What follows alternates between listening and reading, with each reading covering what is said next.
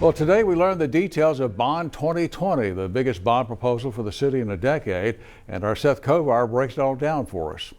We're talking about $115 million that the city wants to raise through the sale of bonds. They'll use all that money for 51 improvement projects all over town. We begin with the biggest piece of the pie and the biggest pain in the neck for Corpus Christi drivers. Engineering Services Director Jeff Edmonds says $72 million from Bond 2020 would basically be divided evenly among the city's 5 districts for streets projects. There was $73 million on streets, and that always remains a council priority. Bond 2020 would also provide $23 million for parks improvements, including a new aquatic center.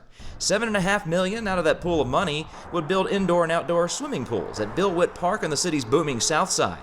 All of this with voter approval, of course, though Mayor McComb sounds optimistic. You know, it's not a slam dunk, but voters have always wanted to improve the quality of life in their city. They've been very generous in bond issues in the past. Finally, there's another city council priority. Included in Bond 2020 is $20 million for 2 public safety projects.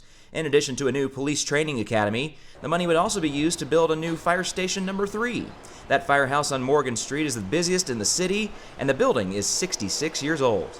City leaders say it can all be done without a property tax increase, so even during the COVID-19 pandemic, they want to make this investment. You can't let the virus whip us. I mean, we've got to keep life goes on. We've got to keep moving forward. The next step in the process is next week's city council meeting. That's when they'll decide which projects get to make Bond 2020. 2 weeks later, August 11th, the council will then decide whether or not the matter goes on the November ballot for voters to ultimately decide. Reporting in Corpus Christi, Seth Kovar, KRIS 6 News.